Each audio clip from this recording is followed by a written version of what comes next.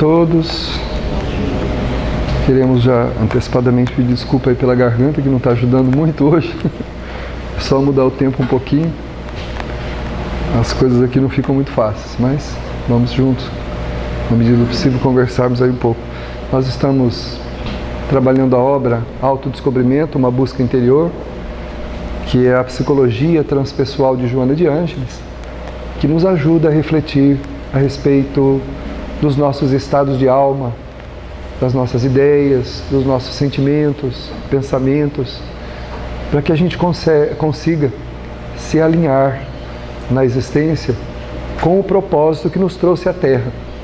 Porque geralmente o que nós fazemos é andar meio para lá e para cá, querendo fugir um pouco dos nossos compromissos, né?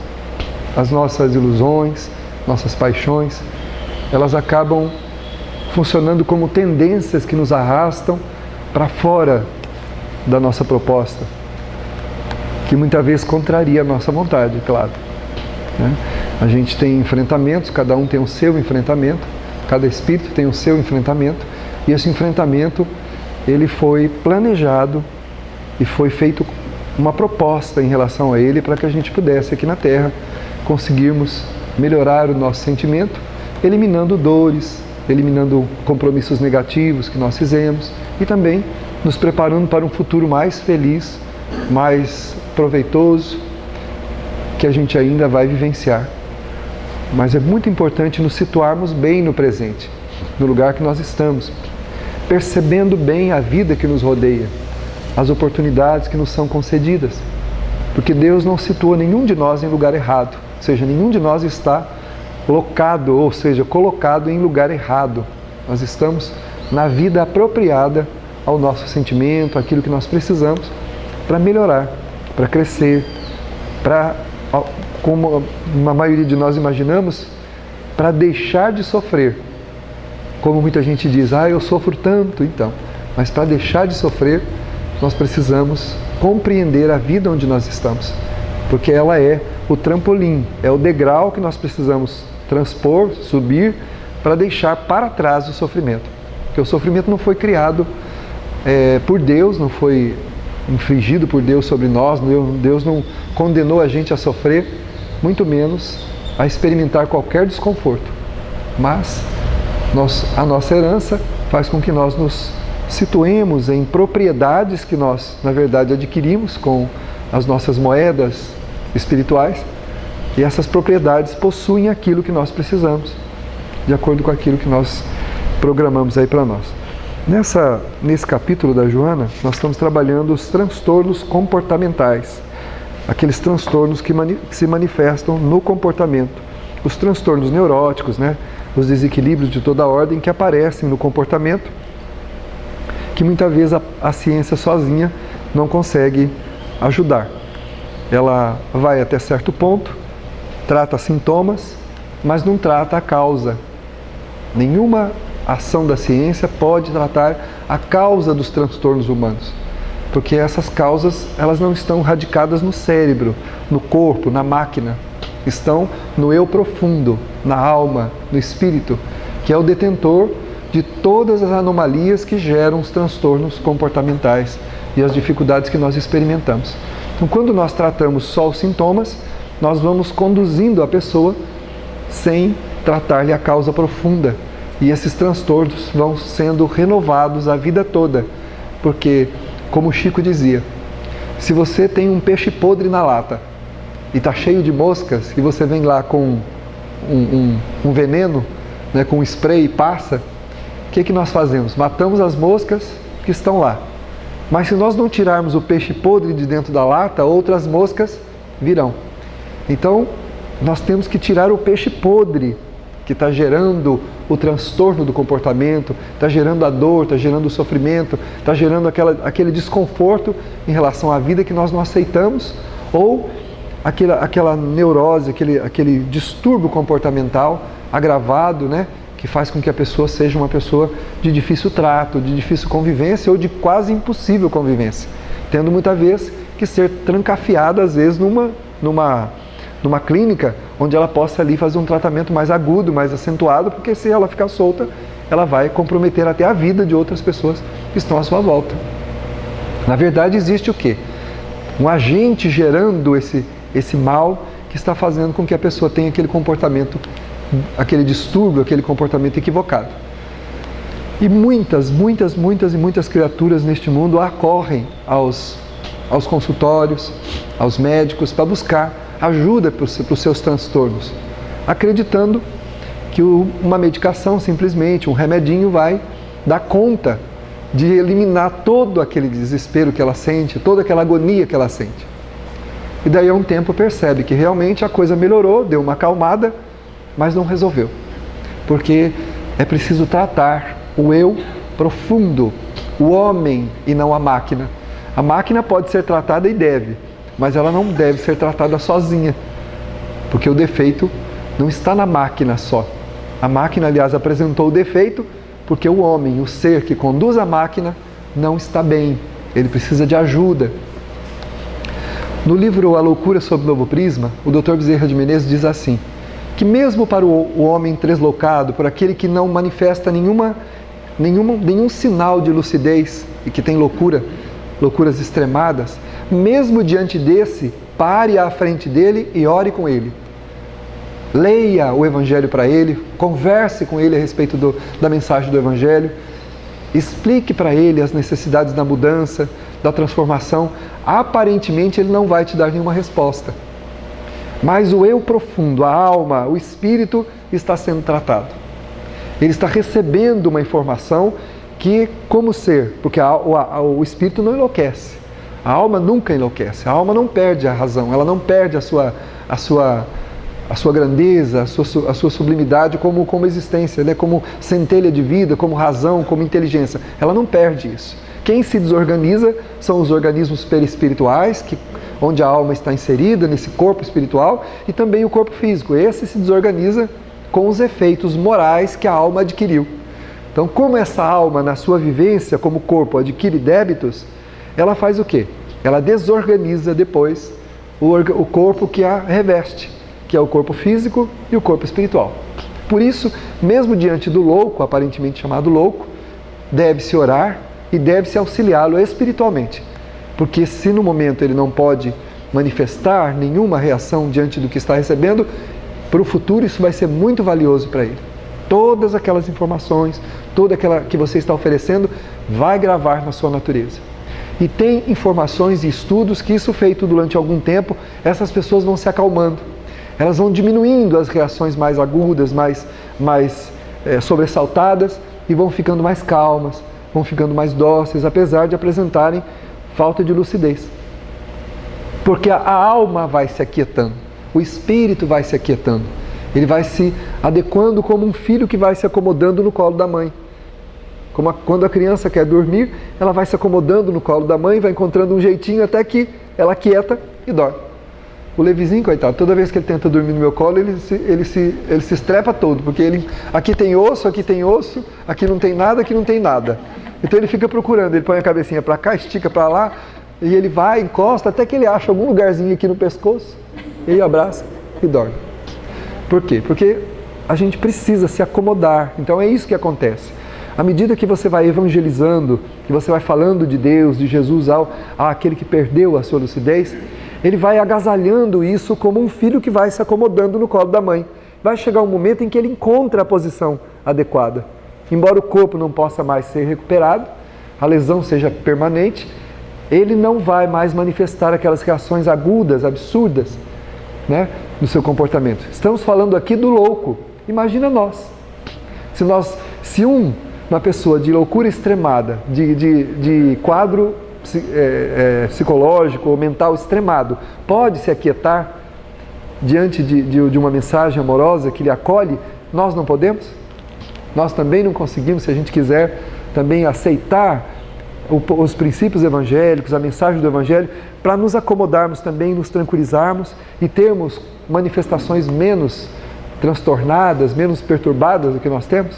Nós podemos. O problema é que no outro, o que no primeiro falta, no segundo sobra. No primeiro, a falta de razão lhe impede a percepção exterior das coisas. No segundo, a razão é que não lhe permite. Por quê? Porque o orgulho sobrepõe não, a vida tem que ser como eu quero. Como não é, então eu me rebelo. Me rebelo, não aceito e começo então a sofrer, a me debater, a agredir todo mundo, a atacar todo mundo, a manifestar distúrbios, até adoecer, até perder o controle de mim mesmo. Então, se não falta, no outro sobra. Então, é preciso que a gente utilize a nossa razão e o nosso sentimento para nos acalmarmos como espíritos neste corpo que nós estamos, compreendendo a vida que nos cerca como uma bendita oportunidade de se refazer, de crescer, de aprender. Porque nada foi colocado, Deus não permitiu nada em nossa experiência que fosse para nos agredir, que fosse para nos fazer sofrer. Esse sofrimento foi uma conquista. Conquista? Uma conquista. Nós podemos conquistar coisas boas e podemos conquistar coisas ruins. Depende da maneira como nos comportamos diante da vida que nos foi concedida, das oportunidades. Muitas vezes a gente utiliza as facilidades que nós temos contra nós e não a nosso benefício. Quando pegamos essas facilidades, por exemplo, o dinheiro, a oportunidade política, a oportunidade social, a oportunidade de uma condução de uma atividade, ou seja, lá onde nós estivermos, aproveitamos essa oportunidade para querermos nos dar bem. Nesse nos dar bem, entre aspas, nós acabamos nos comprometendo e atraindo para nós campos de sofrimento, de desconforto que vão no futuro se manifestarem como distúrbios do comportamento, trazendo-nos intranquilidade. Pode acontecer nessa vida, como pode acontecer numa vida seguinte. Então, muitos daqueles transtornos que nós experimentamos que a gente não consegue explicar, vêm de experiências transatas onde nós fizemos isso. Então, temos que aproveitar essa oportunidade, né? Então, a gente estava comentando que exatamente isso. Considerando-se o transtorno psíquico como de procedência do ser profundo, deve-se examinar o comportamento das pessoas. Então, o nosso comportamento ele é muito importante para determinar o que nós estamos vivendo e o que nós já vivemos. O nosso comportamento gerou o que nós estamos experimentando agora. E muitos daqueles com quem convivemos, tivemos experiências e elas não foram muito agradáveis, hoje estão no outro plano da vida e podem nos influenciar. Eles podem nos alcançar, trazendo-nos sofrimentos para quererem cobrar as dívidas que porventura nós contraímos contra eles. Aí a Joana diz assim: teremos então um quadro obsessivo. Teremos um quadro obsessivo. E muitos dos comportamentos que nós ainda temos hoje, eles são continuidades de comportamentos que nós já tínhamos. Né? Comportamentos que nós já tínhamos, que reforçam mais ainda a possibilidade de alguém nos assediar, de uma mente intervir e atrapalhar a nossa vida, cobrando-nos os débitos do ontem. Porque se o cobrador nos alcança e nos encontra modificado, nos encontra transformado ou em processo de transformação sincera, honesta, dificilmente ele vai conseguir afinar a mente dele tão delicadamente nos meandros, nos mecanismos nossos, no psiquismo, de maneira a tirar a nossa lucidez, a nos perturbar, a nos transtornar profundamente. Dificilmente ele vai conseguir fazer isso. Mas o problema é que quando ele nos encontra nas mesmas condições do passado, agindo da mesma maneira, fazendo as mesmas coisas. Só mudou o corpo, mas o comportamento continua o mesmo. E aí fica muito fácil a sintonia. Fica muito fácil, porque nós já estamos com as antenas todas abertas. E essas antenas não são físicas, são chamadas antenas morais. São antenas morais, sintonias que se dão através do coração, né? E através do pensamento, né? Através, então, do sentimento e através do pensamento. Né? Nós irradiamos o que nós sentimos. Irradiamos o que nós pensamos. Formando, então, em torno de nós uma aura, um campo eletromagnético composto do teor emocional e moral que nós somos. E esse campo é um atrativo. Se nós renovamos a nossa vida, vibramos melhor. O sentimento é melhor, é um sentimento novo. Mesmo sofrendo angústias, dores, porque uma moça numa entrevista conosco, ela perguntou assim: mas como é que eu vou me animar? Como é que eu vou mudar a minha forma de enxergar a vida se eu só sinto coisa ruim? Eu só sinto coisa ruim, nada de bom passa dentro de mim e no meu coração e na minha cabeça. Como é que eu vou ver a vida com otimismo? Primeira coisa que nós temos que renovar em nós, se no momento não dá para sentir coisas boas, porque o sentimento não se inventa, e o pensamento é produto da nossa vivência íntima, o que está se passando no nosso eu profundo gera nos nossos pensamentos. Eles são produtos do que nós somos e não como nós estamos agora. Eu faço tudo direito na minha vida, tudo eu ajo direito, né? Como uma outra senhora que disse assim, eu duvido se alguém paga melhor e cuida melhor dos seus empregados do que eu. E apesar de tudo que eu tenho, da forma como eu trato as pessoas, de ser honesta, digna, eu sinto uma amargura tão profunda, como se Deus estivesse com um chicote me chicoteando. Ela acredita então que Deus estaria com um chicote lá, um velho barbudo, né? Com um chicotão lá, dando-lhe chicotadas, e ela disse, por quê?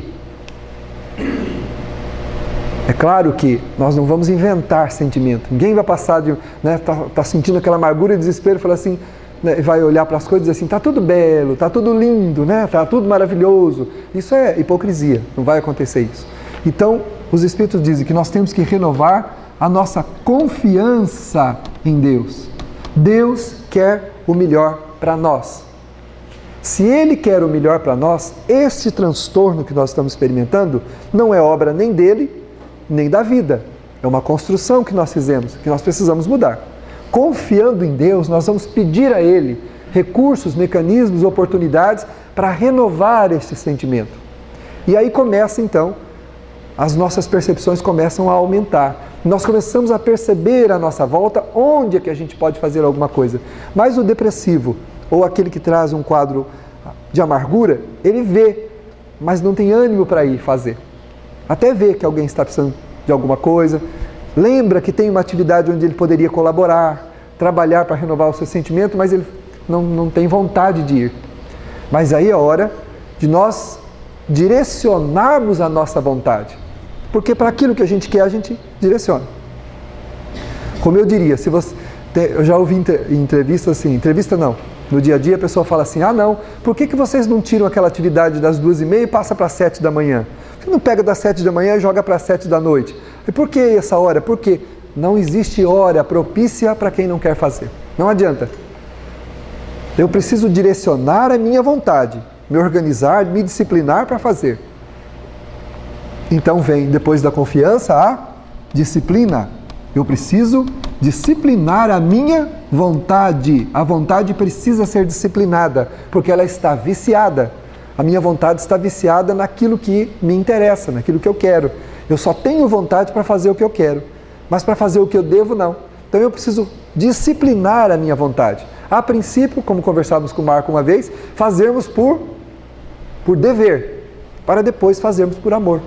O que eu compreendo que é o melhor? Vou fazer por dever. Eu preciso fazer isso, é o meu dever moral fazer isso. Então eu direciono a minha vontade, eu direciono ela, disciplino a vontade para fazer o que eu devo e não para fazer mais o que eu quero. Até que aquilo se torne espontâneo. Porque o bem que eu fizer vai me impregnar de tal maneira que vai se transformar numa tendência natural em mim, atraindo-me para aquilo que eu preciso fazer.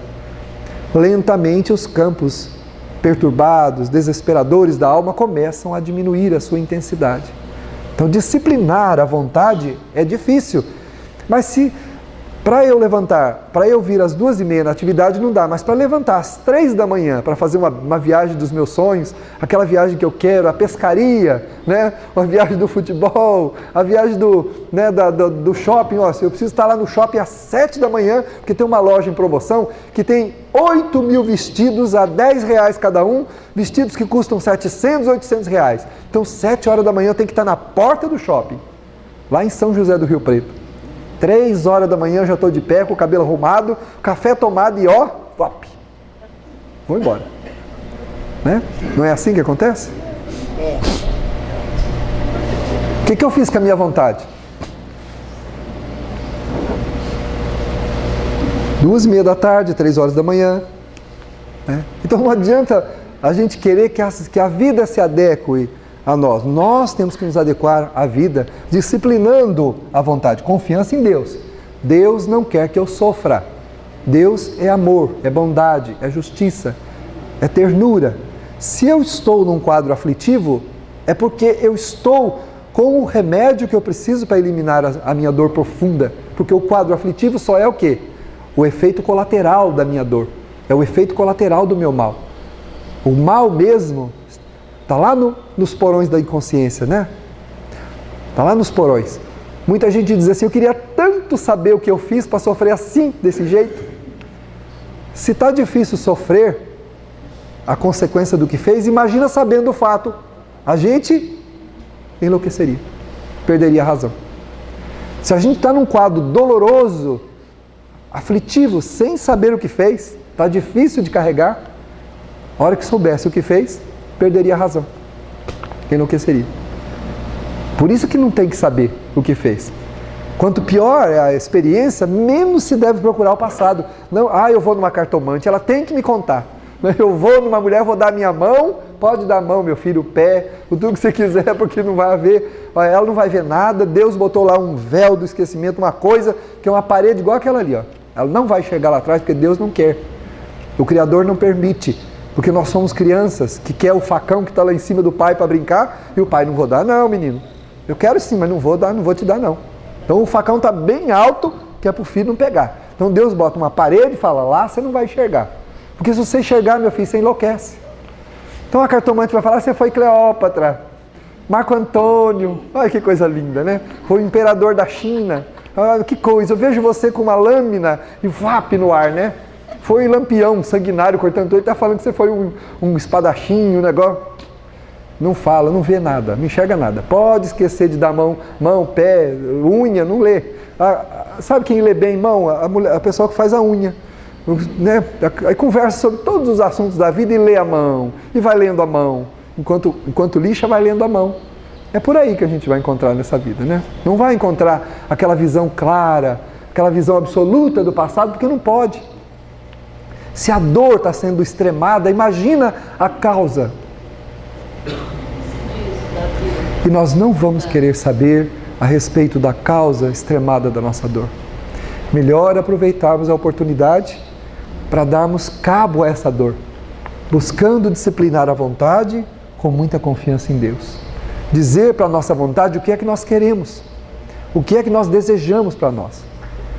E aí, aqueles campos de amargura que a medicação ajuda a amenizar, anestesiando os centros emocionais, nervosos, que dão passagem a ela, é o fôlego que nós recebemos para poder ir procurar a causa no campo do bem. Quando nós agimos no campo do bem, então nós renovamos o sentimento, renovamos o pensamento e a vida passa a ter sentido, apesar daquela dificuldadezinha, daquele probleminha que nós vamos agora enfrentando com mais determinação, com mais discernimento.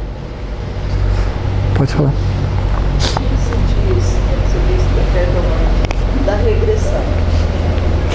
Quando a pessoa quer fazer regressão, é verdadeira ou não é? A Dirce perguntou da regressão. A regressão é verdadeira, né? É feita por profissionais sérios. Mas mesmo na regressão, a pessoa só visualiza aquilo que quer. Ela não vai entrar em campos que não são permitidos. Então, e quando permitido ver o fato através da regressão, é porque realmente todos os mecanismos atuais, tudo aquilo que se pôde fazer agora, falhou. Então, mas não se deve procurar também fazer regressões. A regressão, no Evangelho segundo o Espiritismo, fala que nós não temos que saber o passado, temos que cuidar do presente, né? Temos que cuidar do presente. Então vamos à frente, né? Então estávamos falando que o comportamento, né, gerou o quê? Gerou quadro obsessivo. Porque outras mentes que não nos perdoaram, que não nos compreenderam, agem sobre a nossa mente, nos desorganizando, né? Trazendo-nos culpa, trazendo-nos amarguras. E essas descargas mentais odientas penetram nas correntes nervosas dos neurotransmissores. Então eles perturbam a condução mental, perturbam a condução dos pensamentos, porque essas mentes são mentes odientas. Assim como nós não perdoamos muitas vezes os outros, também tem aqueles que não nos perdoaram. E essa falta de perdão, ela gera efeitos colaterais terríveis. Jesus não disse, reconcilia-te com teu inimigo enquanto estás a caminho com ele. Não é porque é bom para ele, é porque é bom para nós. Ah, mas se ele não quiser se reconciliar comigo, o problema dele. Reconcilia você com ele. Não guarde mágoa, não guarde ressentimento. O que é reconciliar? Não é só ir lá e pedir perdão, pedir desculpa, pedir, me compreenda. É não guardar mágoas, não guardar ressentimentos, não guardar ódios, não guardar pesares. Tudo precisa passar. Nós precisamos virar sempre a página. Virar a página, sempre virar. Para que o livro da vida vá virando as suas páginas e caminhando, Não estacionarmos e queremos ficar virando as páginas contrárias, A gente quer ficar voltando para ler o passado. Vivemos do passado. Nós queremos viver, o nosso orgulho não deixa as coisas passarem. Nós nos achamos, tem momentos que nós nos achamos muito mais importantes que somos e tem outros que nós nos achamos uma porcaria, piores do que somos. Nem uma coisa nem outra, nós somos quem somos. Somos nem melhores nem piores. Somos o que nós nos fizemos, a maturidade que a gente adquiriu está aqui conosco agora. E Deus nos compreende, nos aceita e nos ama assim, melhorando. Não estacionados ou querendo ficar sempre voltando para poder dar asas, dar pasto para o orgulho. Nós damos pasto para o orgulho, Nós gostamos de alimentar o nosso orgulho com o passado. Você viu o que você me fez? Aí o fulano fala, deve ter sido ontem, Não, faz 40 anos. 40 anos que o fulano ou fulano o outro fez para o outro e ela ainda fica falando, você viu o que você me fez? Você pensa que eu esqueci? Isso a gente escuta constantemente. Pensa que eu esqueci o que você me fez? Pior para nós se nós não esquecemos. Pior para nós. Nós estamos voltando as páginas para alimentar o orgulho. Nós botamos ele num piquete, bem fechadinho, plantamos uma grama de primeira qualidade e ele come essa grama. Essa grama é a mágoa, é o ressentimento, é o transtorno que foi criado que nós não conseguimos passar para frente. Temos que derrubar essas cercas. Tem outras pastagens melhores, tem outros caminhos melhores, tem outras terras para a gente semear, plantar, crescer. Com uma tendência de olhar sempre para fora e não olhar para dentro, nós só visualizamos e valorizamos os que os outros nos fizeram. Mas nós não vemos o que a gente faz para os outros, com palavras, com pensamentos, com ações, que muitas vezes a pessoa nem fala, porque nos compreende, aprende a conviver com a gente como a gente é, tolera, perdoa, tem paciência. Tem muita paciência conosco. Tem uma cena cômica que eu me lembrei agora. Um senhorzinho estava doente, ele estava, acho que 77 anos, e a mulher, a senhora, 70, por aí, e eles vieram para uma entrevista. E ele estava muito doente, é a esposa que trouxe. E conversando sobre aspectos da vida, num determinado momento, ele comentou assim, mas nós sempre vivemos muito bem, nossa vida sempre foi muito boa, nós sempre nos respeitamos muito. Quando ele acabou de falar, nos respeitamos muito, a velhinha fez assim, olhou para ele e voltou a cabecinha e ficou quieta. Eu e os 200 espíritos presentes entendemos tudo. Entendeu? Nós sempre nos respeitamos muito. É provável que ela, naquele olharzinho que ela deu para ele, dizia assim, eu sei, meu filho, quanta coisa eu tive que engolir, quantos sapos, quantos jacarés, quantos bois, para poder te entender, te compreender como você é, não brigar, porque os dois, de mãozinhas dadas, ou seja, ela gosta muito dele, ela não tem nada contra ele. Agora dizer que sempre se respeitaram muito, ela quis dizer, talvez de minha parte, da sua, não sei não, Mas ela teve a dignidade de conseguir conviver com ele do jeito que ele era, aceitando, e não guardou pesar, senão ela não estava aqui ajudando ele, com a mãozinha dada, trazendo ele aqui, para a entrevista com problema. Ela muito mais serena e ele mais agitado. Porque aquele que perdoa, aquele que compreende, aquele que tolera, aquele que tem paciência, vive sereno, vive tranquilo. Jesus disse, bem-aventurados sois quando disser de toda sorte de mal contra vós.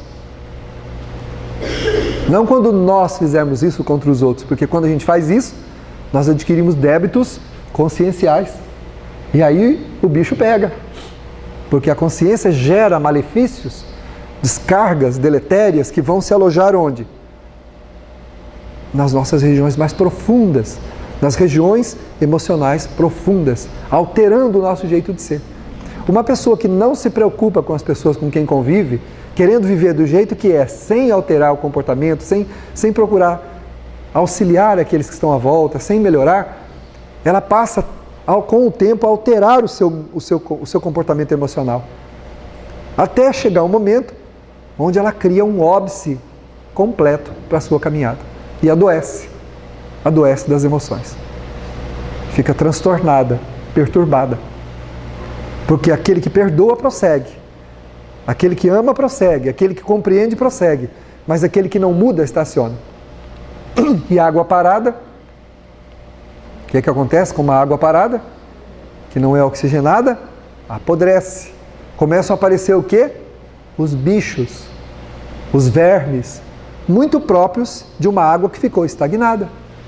Deixa uma água ali paradinha para você ver o que vai acontecer com ela. Vai dar dengue. Hoje vai dar dengue, né? Não pode dar dengue. Mas no tampão íntimo pode, porque na nossa consciência não tem.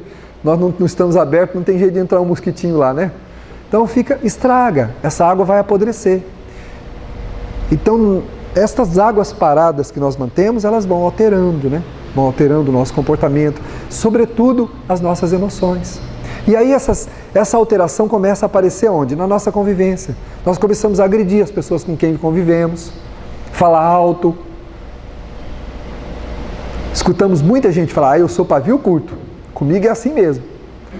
Azar o seu, se você é pavio curto, vai se queimar, porque o fogo que vai chegar terminando o pavio, que vai explodir, não explode para fora, explode para dentro. Toda explosão emocional, embora tenha consequências exteriores naqueles que estão à volta, ela explode para dentro. Quem sofre todo o efeito de uma explosão é aquele que explodiu. Todos os estilhaços não vão para fora, eles vão para dentro. As pessoas sofrem o efeito, ou seja, o desconforto de estar do lado de alguém que explodiu. Mas só aquele que explodiu sabe exatamente o que aconteceu com ele interiormente naquele momento. Todos os estilhaços, todos os danos, todas as peças íntimas que vão se arrebentar, que vão se quebrar emocionalmente falando, são dentro daquele que explodiu, não é fora. Uma vez uma pessoa me disse isso, falando assim, mas se a gente não falar, se a gente não explodir, a gente vai se envenenar. A benfeitora, corrigindo o pensamento, disse assim, engano, ninguém explode dizendo assim, meu amorzinho, que você morra, viu, querido? Que caia um trem na sua cabeça, viu? Com todo amor, com todo carinho. Você precisa se envenenar primeiro, para depois lançar todo o seu veneno sobre os outros. Então, quem é a primeira vítima do mal que nós produzimos? Nós mesmos. Se eu explodir, se eu tiver dentro do meu lar uma atitude descortês com o meu familiar, o que vai acontecer? Essa explosão vai criar, a onda de choque dela vai causar um monte de desconforto à minha volta. Mas eu sou a primeira vítima. Eu vou sair muito ferido dessa explosão. Muito ferido. Então não é a questão de explodir ou não explodir, de falar o que se pensa para não se envenenar. É administrar esses quadros emocionais de maneira que a gente não precisa explodir. Se nós domássemos o nosso orgulho, a nossa vaidade, de tal maneira que não nos sentíssemos melhores que ninguém e que compreendêssemos que é possível ser ferido sim, por que eu não posso ser ferido? Ouvi da benfeitora uma vez também, reclamando de uma situação, eu comigo mesmo, e ela escutou, me perguntou, mas por que você está aí desse jeito? Pelo que eu ouvi, pelas coisas que ela disse assim, por que você acha que você não pode ser ferido? Me diga por quê. Primeiro que não devia se ferir, mas se está se ferindo, por que acha que não pode? Ora, se eu estou me ferindo, é porque existem campos emocionais comprometidos em mim que eu preciso tratar. Primeira coisa, eu só estou me ferindo porque tenho suscetibilidade. Eu estou suscetível a ser ferido. Há coisas em mim que me predispõem a ser ferido. E essas coisas que eu tenho que tratar. São essas emoções que eu preciso tratar. E o problema não são os outros, o problema sou eu. Se nós pegarmos os homens pacíficos da humanidade, os homens bons, eles foram até a morte. Paulo só faltou pegar o machado, colocar a coordenada, o X aqui no pescoço, pro carrasco decapitá-lo. Só faltou ele dizer assim, ó, bem aqui, viu? Aqui, ó, pôs o xizinho aqui, que pôs a mãozinha dele no lugar. Não se contaminou da violência do outro. Mas a gente não suporta uma palavra, um sentimento do outro, uma coisa, só de saber, de imaginar que a outra pessoa não tem apreço por nós, a gente já fica aflito. Só de imaginar. Será que fulano não gosta de mim? Pronto. Já entra em pânico. Como se isso fosse importante, né? Será que o meu marido me ama? Será que a minha esposa me ama? Será que os meus filhos gostam de mim? Isso não é um problema nosso, isso é um problema deles, não é nosso. O nosso é de amá-los, é de fazer tudo quanto nós pudermos por ele. A velhinha, né? Nós sempre tivemos uma vida profundamente respeitosa. A velhinha olhou, né? Pois é, ela foi respeitosa, ela amou ele do jeito que ele era.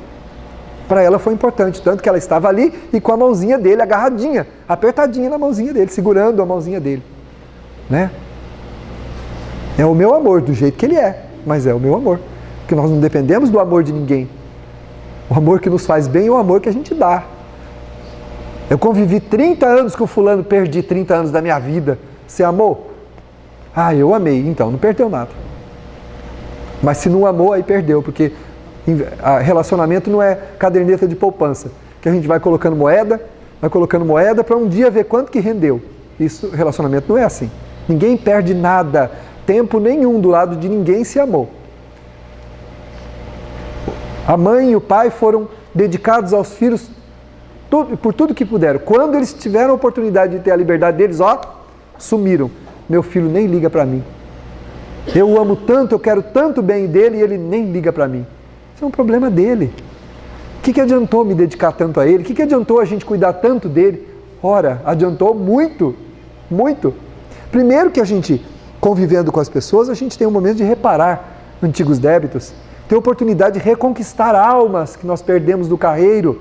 No carreiro evolutivo nós perdemos muita gente, por conta da nossa incúria, do nosso orgulho, nós perdemos muita gente. Tem a oportunidade de reconquistar. E oportunidades de amar incondicionalmente, como ensinou Jesus. Porque o amor faz bem para quem ama. Quando chegarmos no mundo espiritual, como nós vemos na obra de André Luiz, e vemos aqueles espíritos que vêm de paragens mais elevadas, que os espíritos ficam estupefatos com a presença deles, com o brilho, com o que eles irradiam, eles conquistaram aquilo sendo amados. Foi assim que eles conquistaram aquelas sublimidades, sendo amados?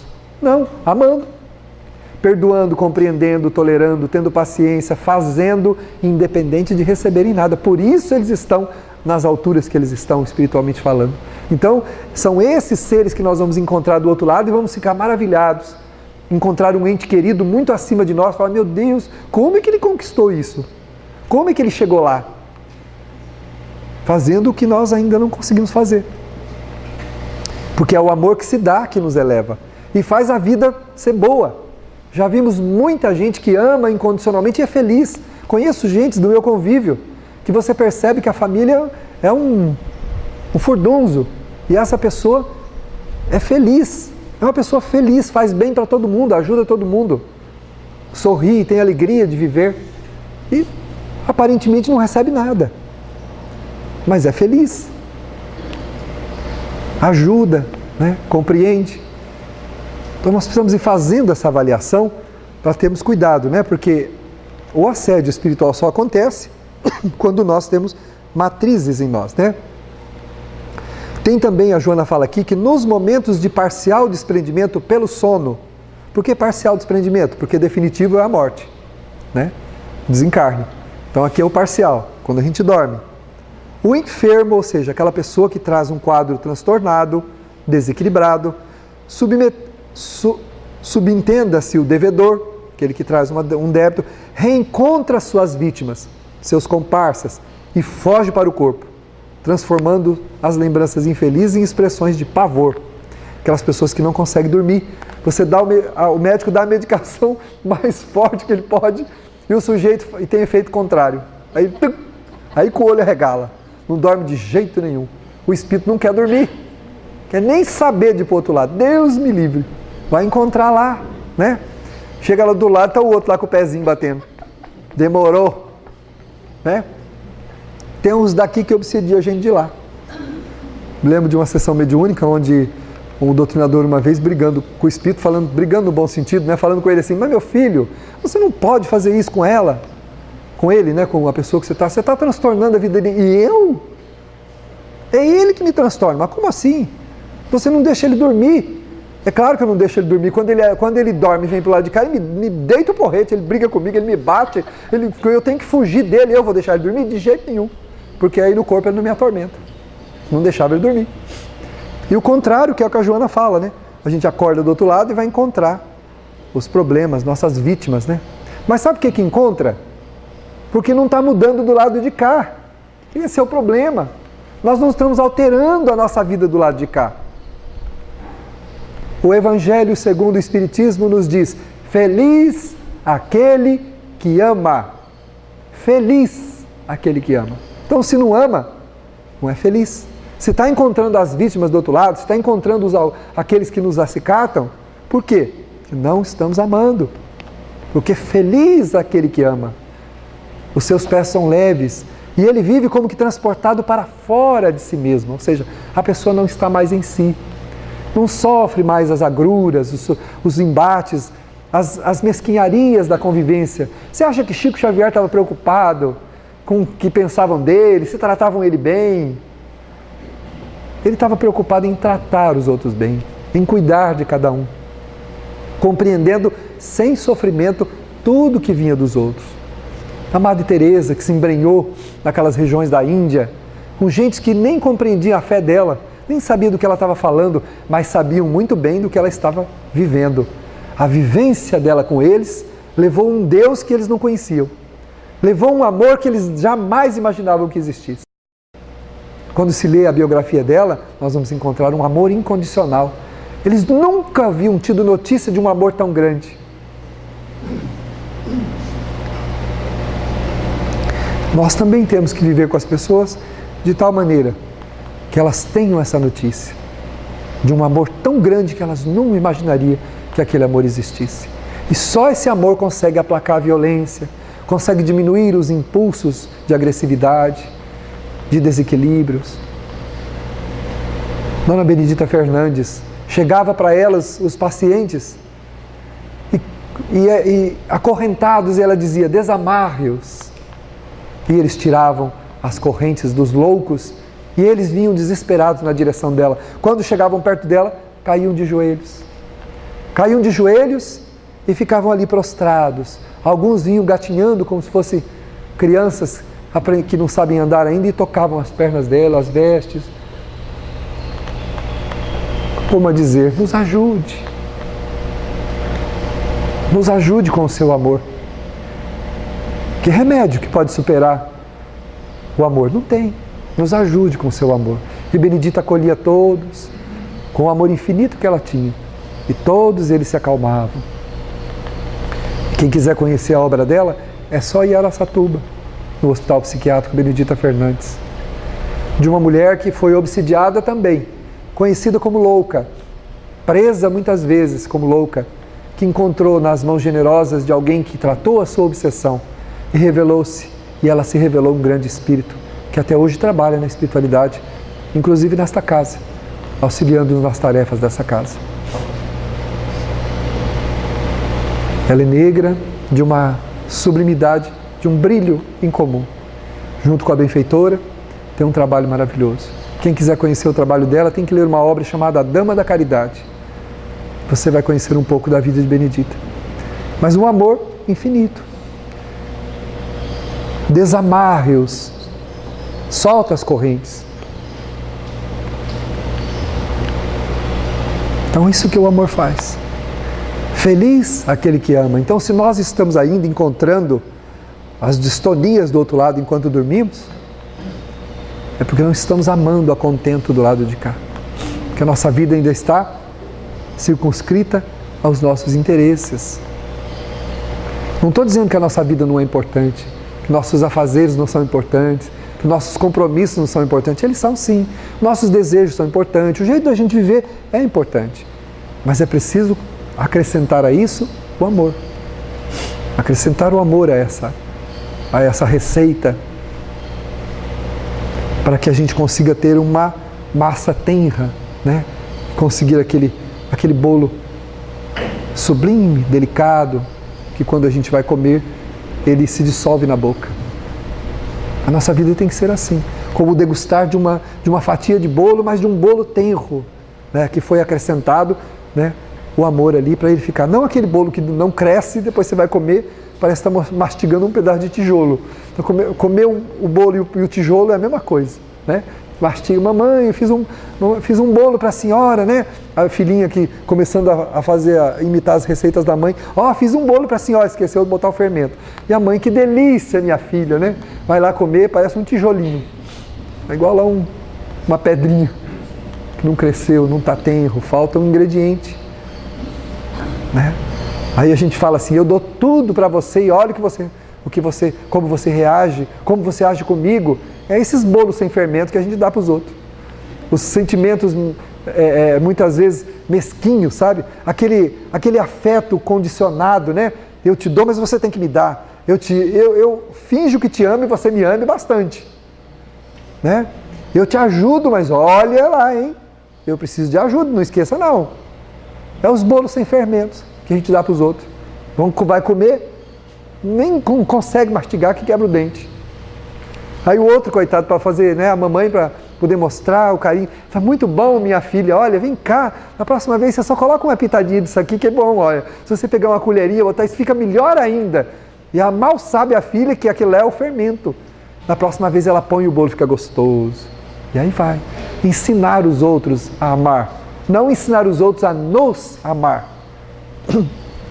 Ensiná-los a amar, a colocar o amor nas suas receitas, nos seus ingredientes, na sua vida com os outros. Consequentemente, seremos os mais felicitados com esse amor. Que esse amor retornará para nós em forma de tranquilidade, de paz. Nós temos que pensar nisso. Senão não adianta tentar dormir com medicação e vai encontrar mesmo do outro lado, nós não estamos amando. Então estamos na sintonia, né? Na sintonia do mal que nos alcança enquanto estamos dormindo. Em face do nível de culpa, abrem-se as comportas da percepção e o paciente experimenta a captação de mensagens telepáticas dos adversários espirituais. Então, quantas vezes nos manicômios, né, nós vemos as pessoas conversando. Não, ele está me falando tal coisa, ele está vindo para me matar. Tem a mãe de uma amiga nossa que está passando por um transtorno desse. Já faz 3 meses que ela está num quadro assim. Todo dia ela está com a mala pronta esperando que eles vão vir buscá-la. Eles vão, ninguém sabe quem. Mas ela diz, eu escutei ali no vizinho, um conspirando e falando com o outro. Eles estão vindo, eles vão vir me buscar. Vão me levar, vão sumir comigo. Um dia, essa minha amiga estava na sala com a mãe e ela falou assim, escuta lá, o que, mãe? Escuta lá, olha na rua lá, eles estão conversando, vem cá.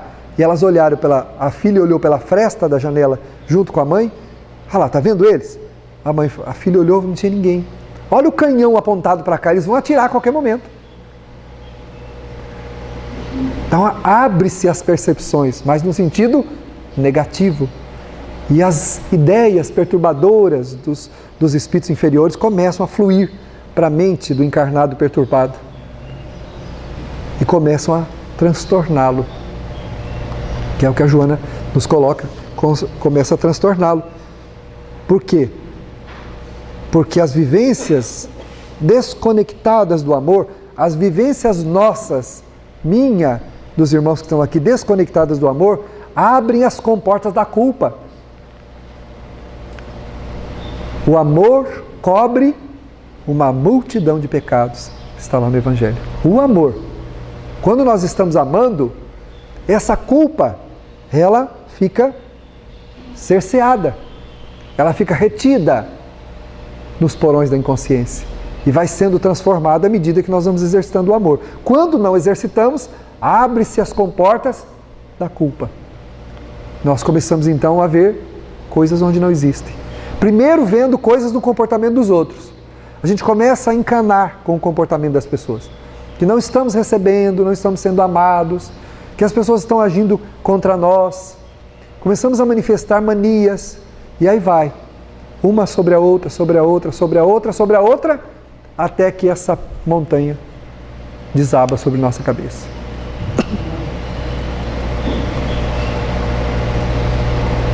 É muito importante ter necessidade de amar, mas é muito infeliz necessitar ser amado. Porque amar é sublime. Ser amado é uma consequência do amor que nós demos. E para que esse amor nos alcance na dimensão como nos apresentou Jesus, é importante que nós também desdobremos o nosso coração em serviço ao semelhante. Quantas criaturas desprovidas dos próprios membros do corpo, de braços, de pernas, outros cegos, outros mudos, realizam grandes obras amorosas com a própria presença. Conta-se que no Oriente, um menino nasceu sem os 2 braços e não podia falar. A mãe que o carregava de um lado para o outro sofria o chamado atualmente bullying por ter um menino deformado que teria vindo dos infernos. E ela, dedicando todo o seu amor àquele toquinho de gente, transportava-o de um lado para o outro, apresentando-o: é o meu filho muito amado. E à medida que ele foi crescendo e compreendendo, quando a mãe dizia: é o meu filho muito amado, ele sorria, deixando as pessoas intrigadas, que já não o chamavam mais de provindo dos infernos. Acreditavam então que Deus ou os deuses estavam querendo passar alguma lição. E quando a mãe, conduzindo o menino a um pequeno carrinho improvisado, andava para lá e para cá, onde ele chegava, o brilho do seu sorriso inundava todas as criaturas.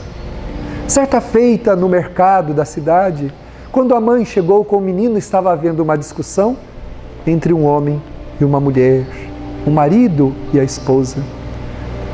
A esposa estava obstinada pela ideia de deixar o marido, porque o achava bruto, truculento, infeliz, que só a tratava mal. E ela só enxergava da vida as coisas ruins. Enquanto isso, algumas crianças, puxando-lhe a veste, chamavam-lhe pelo nome: mamãe, precisamos da sua ajuda, mamãe, nos ajude. Mas ela só tinha olhos para o ódio que desenvolvia pelo marido. Quando então, esta mãe chegou com o menino e parou diante da banca para pegar algumas verduras. E numa fração de tempo, a mulher perturbada fixou o menino, que ele esboçou o maior sorriso, o sorriso mais amoroso e possível, compreensível.